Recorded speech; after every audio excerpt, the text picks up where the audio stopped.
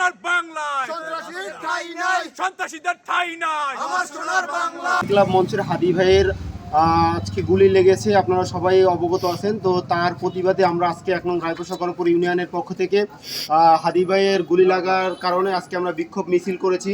আমরা চাই এই হাদি ভাইয়ের উপরে যারা গুলি করেছে সেই সন্ত্রাসীকে অতি দ্রুত প্রশাসন যাতে গ্রেফতার করুক এবং সর্বোচ্চ শাস্তিতে দেব।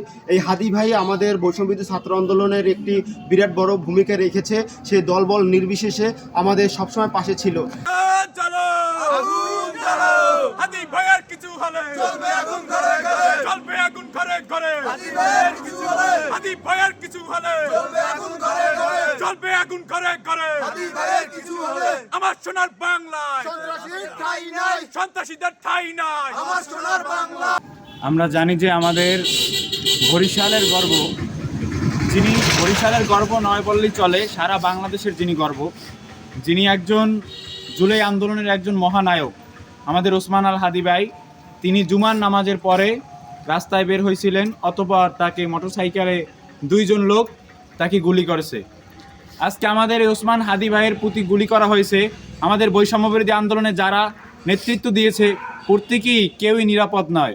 আমার বাংলাদেশে নতুন সরকার এসেছে, জুলাই আন্দোলনের পরে ডক্টর ইউনূসের নেতৃত্বে অন্তর্বর্তীকালীন সরকার গঠন করা হয়েছে। কিন্তু আমরা দেখতে পাচ্ছি এই অন্তর্বর্তীকালীন সরকারের কাছে আমার বাংলাদেশের জুলাই যোদ্ধারা কেউই নিরাপদ নয়। আমার দেশের একজন নারী ধর্ষিত হয়, কিন্তু 3-4 দিন পরেও দেখা যায় আমার দেশের প্রশাসন তাকে ধরতে পারে না, গ্রেফতার করতে পারে না, বিচারের কার্যকর করতে পারে না। আমরা দেখতে পাচ্ছি আমার দেশে আজকে হাদি ভাইকে গুলিবিদ্ধ করা হয়েছে, এমনকি আমরা যারা আছি আমাদেরকেও গুলিবিদ্ধ করতে পারে, এর কোনো নিশ্চয়তা নাই। আমরা হাদি ভাইয়ের এই গুলি করছে, এজন্য আমরা 1 নং রায়পাশা করাপুর ইউনিয়ন সকল ছাত্র জনতা ঐক্যবদ্ধভাবে এর প্রতিবাদ করেছি। হাদি ভাইকে যারা গুলি করেছে তাদেরকে অতি দ্রুত তাদেরকে গ্রেফতার করে দৃষ্টান্তমূলক শাস্তি দেওয়ার আমরা দাবি জানাচ্ছি।